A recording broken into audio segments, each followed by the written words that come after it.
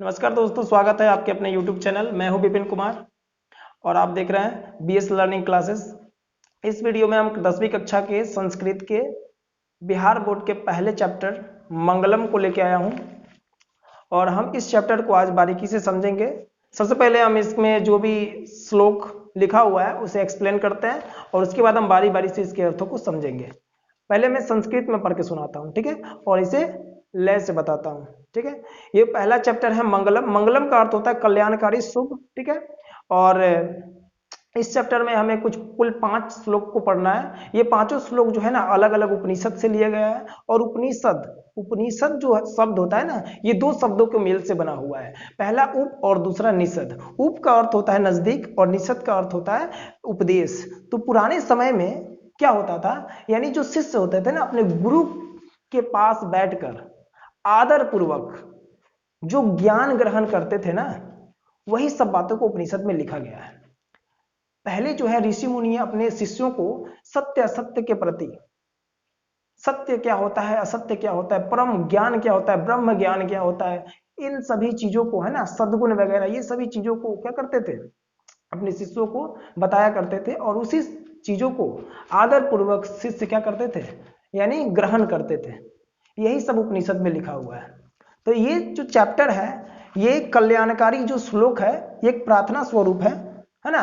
ये जो है मंगलम पाठ में 5 श्लोक है जिसे हम बारी बारी से पढ़ के सुनाते हैं। जरा आप इसे, है ना, अच्छे से इसका प्रोनाउंसिएशन क्या होता है इसे आप सीख पाइए। चलिए, पहला श्लोक है हिरण्यमेन पात्रेण सत्यस्य अपीहितं मुखं तत्त्वं पूषण पावृणो सत्य धर्माय दृष्टे। दूसरा श्लोक है अनोरण्यान महतो मह्यान आत्मस्य जंतो निरितो गुहायां तम क्रतु पश्यति वीत शोको धातु प्रसादानं महिमानमात्मन्। तीसरा श्लोक है सत्यमेव त्यज्यते नानितं सत्येन पंथा वित्तो दिव्यानम एनाक्रमंतरिष्यो आप्त कामा यत्र तत्र सत्यस्य परम निधानम। चौथा श्लोक है यथा नगम संदमाना समुद्रे अस्तम गाछन्ति नाम रूपे विहाय तथा विद्वान नाम रूपाद विमुक्त परात् परम पुरुषम उपैति दिव्यम। पांचवा श्लोक है वेदामेतं पुरुषं महानतम आदित्य वर्णम तमसा प्रस्तात तमेव विद्यत्वति मृत्यमेति नान्य पंथा विदते न्याय।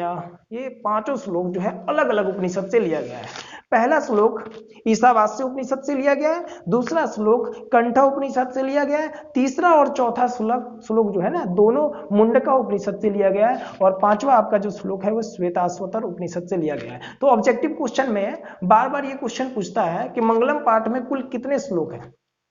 तो मंगलम पाठ में कुल 5 श्लोक हैं, ठीक है, और ये जो श्लोक है अलग अलग उपनिषद से लिया गया है। तो एग्जाम में ये भी आ सकता है कि मंगलम पाठ का जो पहला श्लोक है वो किस उपनिषद से लिया गया है, तो ईशावास्य उपनिषद से, ठीक है। और आपसे आग्रह है, यदि आप हमारे इस चैनल पर नए हैं तो प्लीज़ हमारे इस चैनल को सब्सक्राइब कर दें और साथ ही साथ बेल आइकन को प्रेस कर दें ताकि हमारी सभी वीडियो की नोटिफिकेशन आपको मिलती रहे।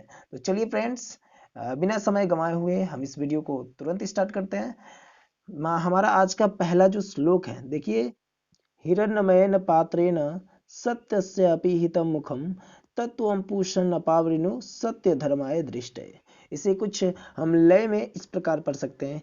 हिरण्यमयेन पात्रेण सत्यस्य अपीहितं मुखं तत्त्वं पूषन् अपावृणु सत्य धर्माय दृष्टे। अब देखिए, हिरण्यमयन, हिरण्यमयन का अर्थ होता है सोने सा, पात्रेण आवरण से या ढक्कन से, सत्यस्य मतलब होता है सत्य का, अपीहितम ढका हुआ, मुखम यानी मुख या द्वार, तत्वम तत् त्वम, तत्त जोड़ त्वम होता है, तत्त मने होता है इसीलिए और त्वम मने तुम, ठीक है।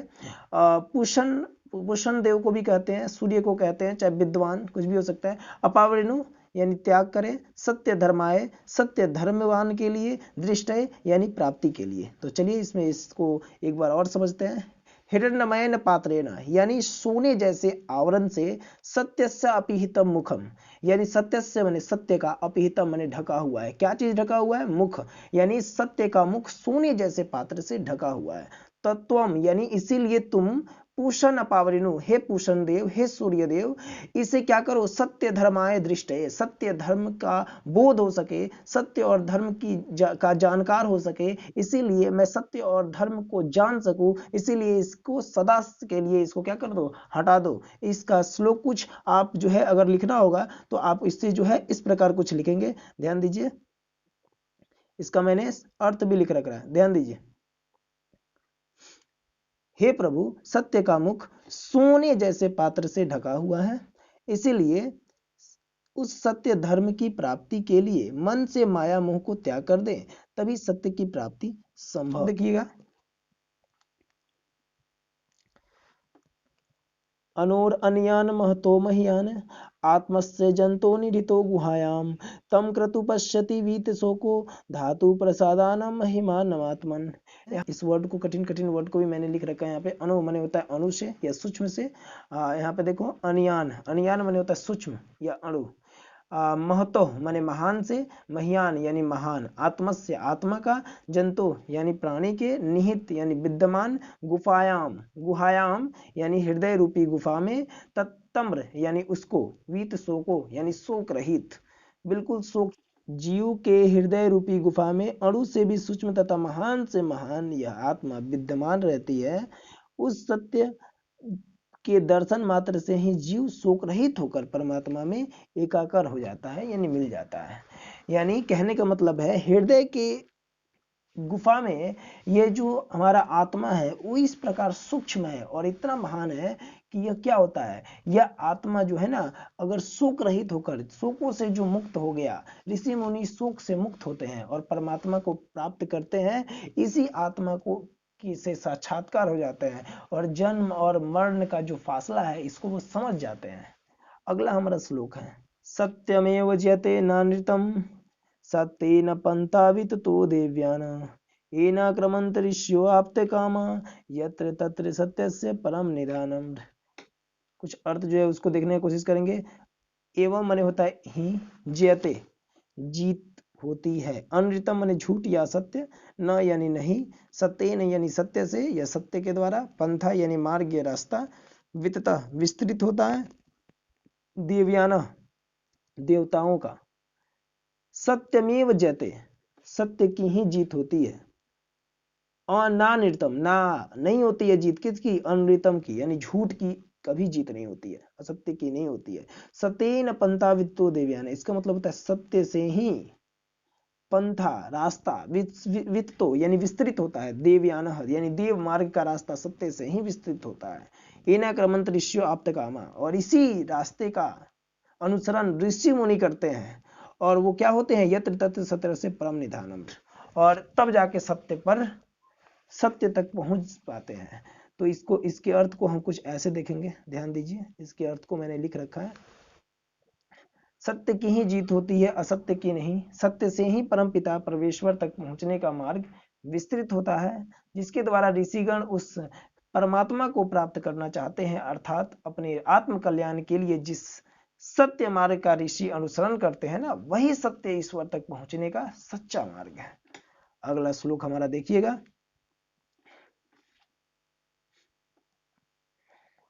अगला श्लोक, यथा नग्गम संदमाना समुद्रे अस्तम गच्छन्ति नाम रूपे विहाय तथा विद्वानम राम रूपाद विमुक्ता परात् परम पुरुषम उपैति दिव्यम। यहाँ जो है यथा, यथा का मतलब होता है जिस प्रकार, नग्घ यानी नदियां, स्यंदमाना मैंने बहती हुई, समुद्र अस्तम समुद्र में विलीन हो जाती है, नाम रूपे नाम एवं रूप, विहाय त्याग करके, तथा उसी प्रकार विद्वाना मने होता है ज्ञानी, नाम रूपाद नाम एवं रूप से, विमुक्त त्याग कर, परात्परम परात्परम परमेश्वर में, उपैति पाकर। पूरा अर्थ कुछ ऐसे होगा, जिस प्रकार बहती हुई नदियां समुद्र में मिलने के बाद अस्तित्वहीन हो जाती है, मतलब अस्तित्वहीन मतलब समुद्र में जाकर जब मिलती है अलग अलग जगह से जब नदियां, तो ये नहीं पहचान में आता है कि ये जो नदी का जो पानी है वो किस नदी का है। जहां सभी नदियों का संगम हो, वहां पे हम ये नहीं बता सकते हैं कि वो नदी का पानी किस नदी का पानी है। अर्थात कहने का मतलब है कि अर्थात अपना रूप त्याग करके समुद्र बन जाती है, उसी प्रकार विद्वान भी जब परम पिता परमेश्वर के दिव्य प्रकाश में मिलते हैं ना, तो अपने नाम और रूप का त्याग कर देते हैं। ठीक है, तो ये सभी है। आगे हम श्लोक फिर देखेंगे। अगला श्लोक है हमारा, देखिएगा। वेदाहमेतं पुरुषं महानतम आदित्यवर्णं तमसा पुरस्तात् तमेव विदित्वति मृत्युमेति नान्या पान्था विदते न्याया।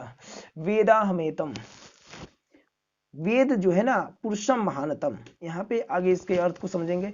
अहम माने होता है मैं, अहम यानी मैं, तमस्सा माने होता है अंधकार यानी अज्ञान, प्रस्तातः पृथक, आदित्य वर्णम, आदित्य वर्ण सूर्य को कहा गया है यहाँ पे, महानतम, महानतम यहाँ जो वर्ड है मतलब होता है श्रेष्ठ, बड़ा, तम्र होता है उसको, विदित्वा जानकर, अत्यति पार कर जाता हूं, इतस्मातः इसलिए, अन्य कोई दूसरा, पंथा मार्ग, विदते जान पड़ता है।